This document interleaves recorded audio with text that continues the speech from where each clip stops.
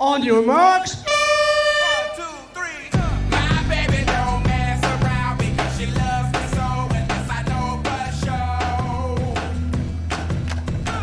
But does she really? And we're away. The Singapore T100 in our elite. And we're racing here for day 2 at the T100 World Tour in Singapore. Official water temperature today, 30.9 degrees, same as yesterday. Air temperature, 31.6 degrees Celsius. The humidity a little bit higher than yesterday at around 70%. Because of the hot water temperatures, the swim is again officially a non-wetsuit swim. So they approach the Aussie exit as we saw yesterday. It's a little bit of a battle to get up that little soft climb out of it. Josh Amberger leads us out. Aaron Royals second. Kyle Smith there in third in the white suit, usually in the black. Alistair Brownlee next in fourth. Daniel Backgard, Ben Canute, Jason West, Yuri Cullen with no cap, Sam Laidlow. There is a little bit of a gap here now. That there might be a little bit of just a little bit of a gap. That one's going to be quite hard to chase. David McNamee there just diving in. He's definitely on the wrong end of that, and that will be a split. So we've got Aaron Royal taking charge out of the swim. Josh Amberger riding his feet, wild card late call up. I mean, does he be aggressive here out of T1? Kyle Smith, like we talked about, choosing the white suit to make it a little bit cooler. Alistair Brownlee there as well. Daniel Backgard next out. Ben Canute right on his feet. Jason West, as we talked about, an established front pack swimmer directly behind him, Sam Laidlow. It is then Mika Newt. We saw how aggressive Mika Newt was out of T1 here last year. He took the lead with Christian Blumenfeld, Peter Heinrich as well. We then did have Kasper Stepniak and Yuri Cullen right on his feet. This is a massive group, and contrasting it to the women's field into T1 yesterday when we saw the 3 women in Lucy Charles-Barclay, Lucy Buckingham and Rebecca Clark, this couldn't be a different story for Linda Granger. It's incredible. And what about the power in this group? And great to see Jason West having such a strong swim. He is right up amongst it all as they head towards transition. Now, as I mentioned earlier, there was a little bit of rain. Let's hope that it doesn't eventuate and that they have dry roads, because as you've mentioned, really quite a technical course, Jan, and you do not want to ride this course hard if it is wet.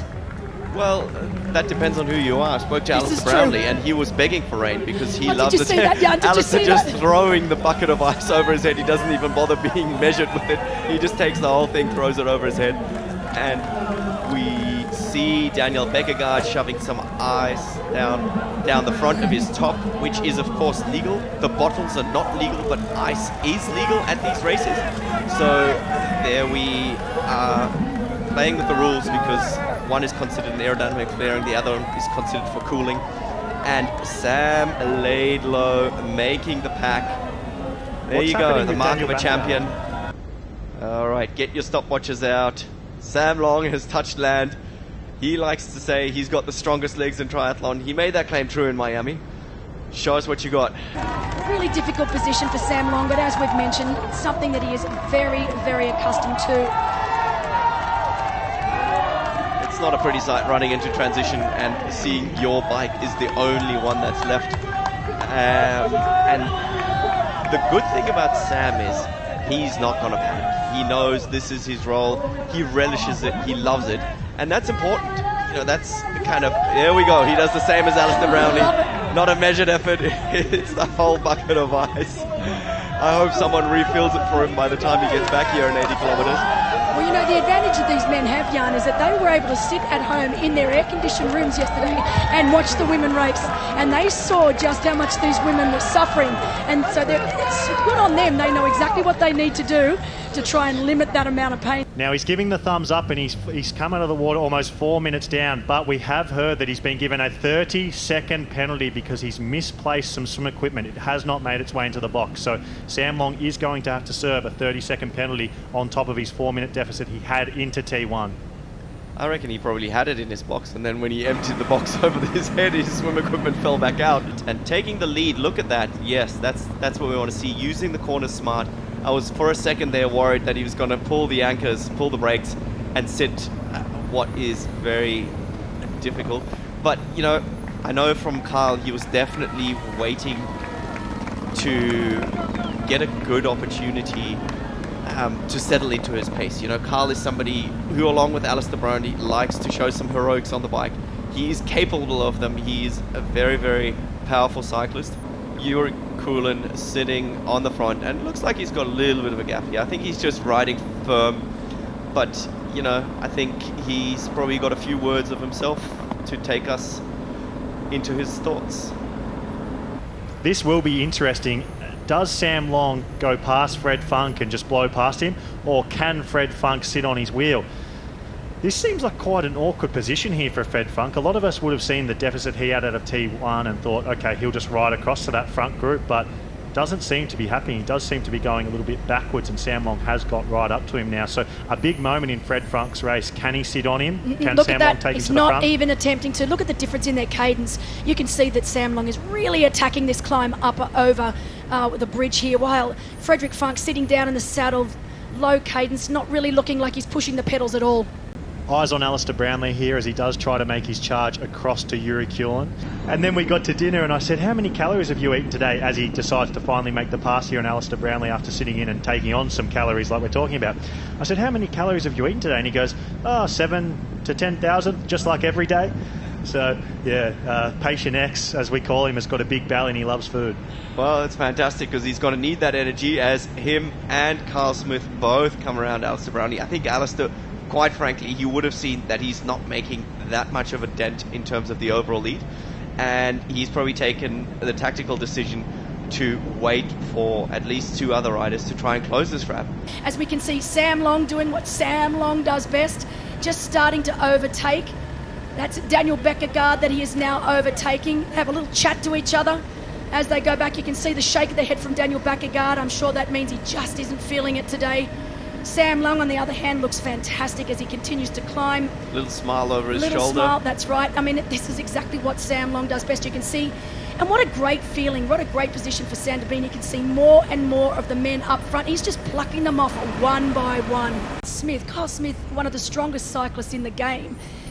That they would have that, he'd have that sort of gap on them, as we can see Peter Heinrich also making his move now. So these are four incredibly strong athletes. Do you think Yuri's thinking, what are they doing? Why aren't they up here with me? Or you think it was planned from the get-go? Not planning, but I think Yuri is a dreamer. You know, he looks at these guys, he looks at the men that we have on screen here, and there's no doubt in his mind that at least one day he can beat them. And today is a good day. You know, today is a good day to start that record. I would be confident giving this man a minute going into a run course, as he's very smart. Oh, slowing down here to try and grab the bottles. Oh no. Chelsea from yesterday. He didn't get one. Redemption He for slowed Chelsea Sodaro. right down 4 bottles. That was despite slowing down. He's got a little bit of something left. That's unfortunate, but you know, because it's so hot, all these bottles have condensation. Yes. And they're hard to grab. get. And again, judging by his interview right now, he's probably just turning this into more anger. Here, great to see. Oh, perfect timing. Thank you so much.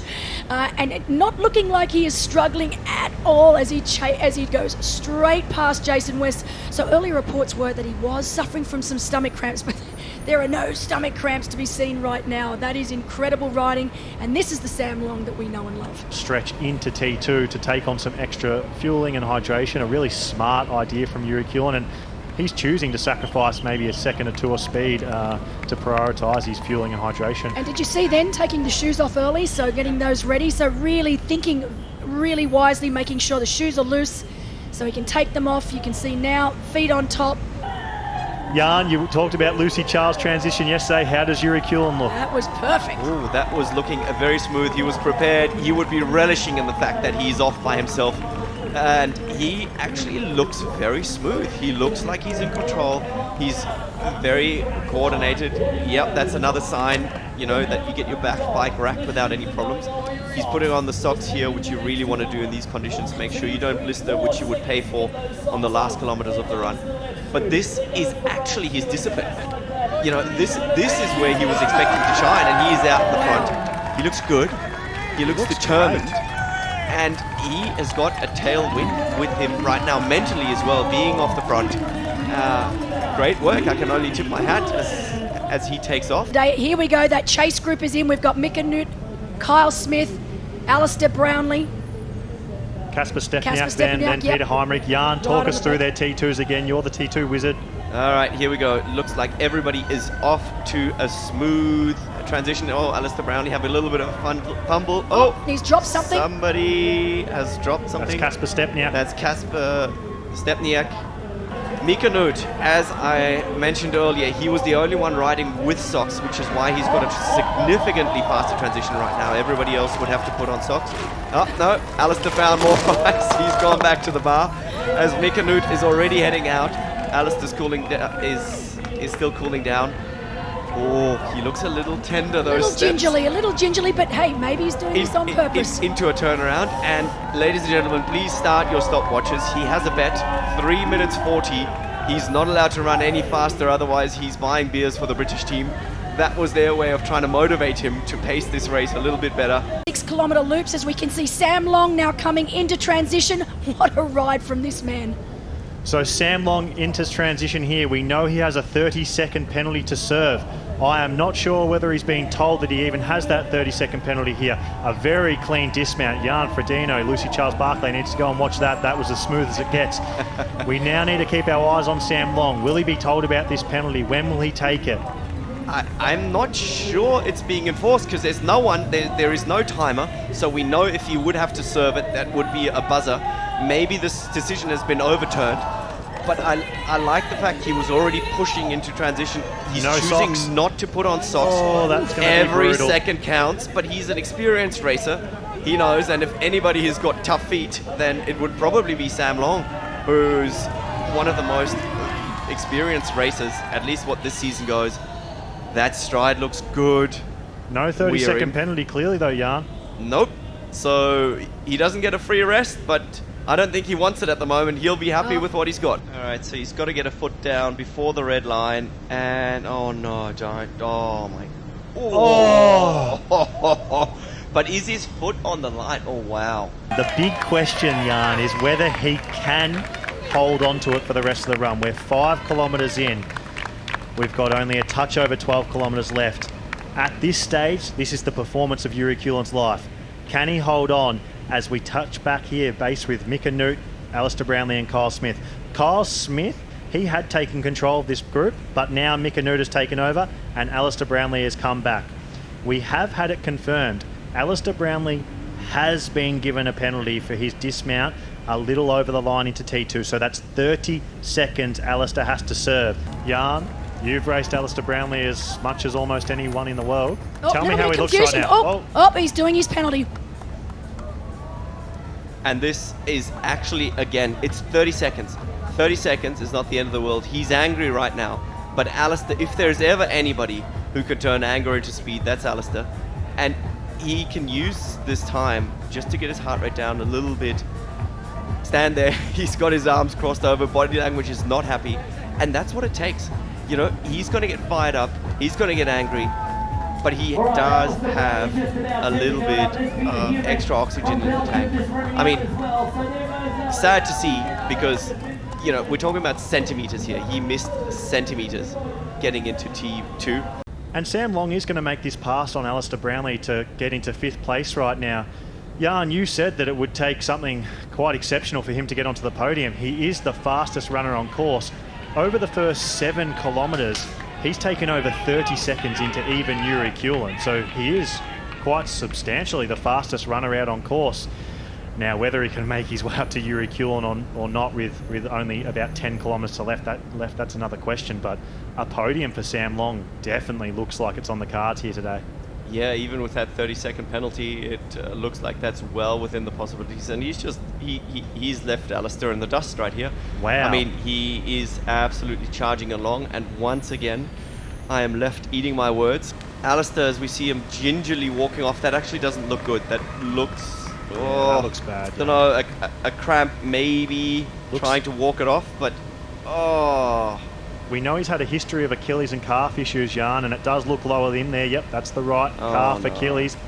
It doesn't look like it's cramping up. You can usually tell if it is. It's not appearing like it to the naked eye. That could be something serious. We saw with Kat Matthews in Miami. We thought it was cramp. It turned out it was a calf tear.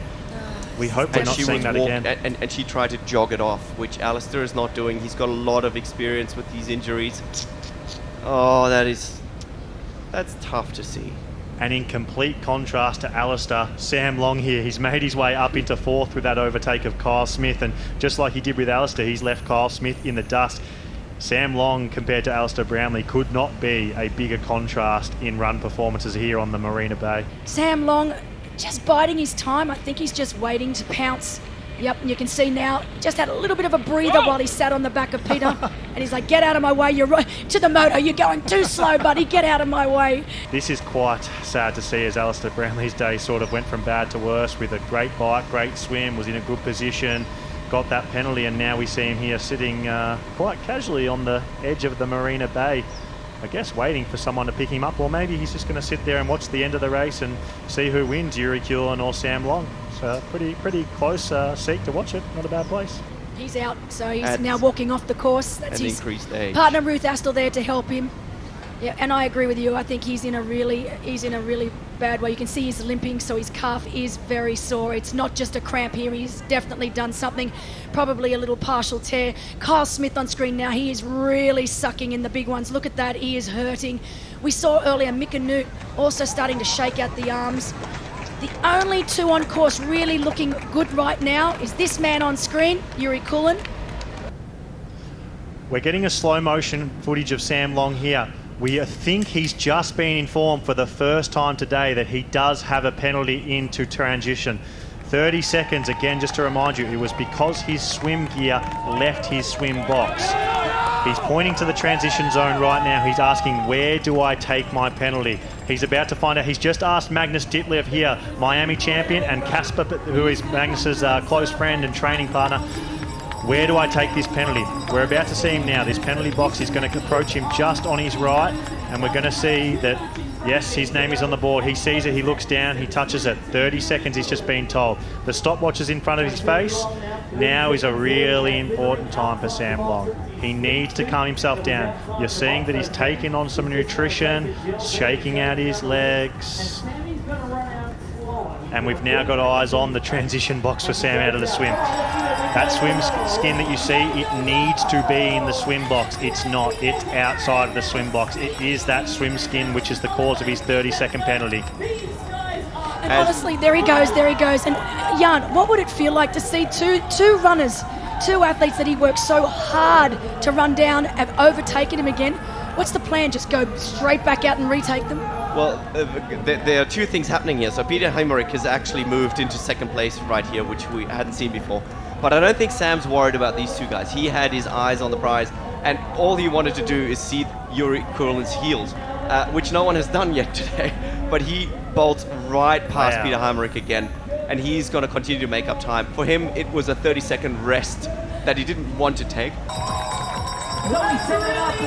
And we see Yuri Kulan hit the blue carpet for the final time. Fourth place at Miami less than 4 weeks ago.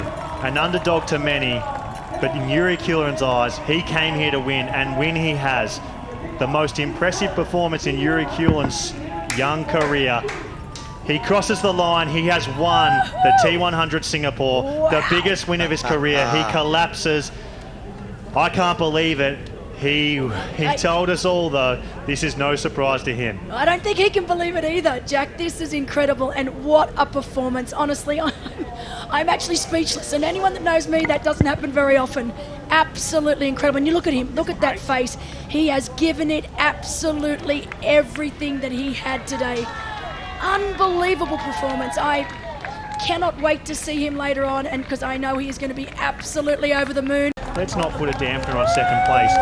Second place at a T100 World Tour race is out of this world impressive.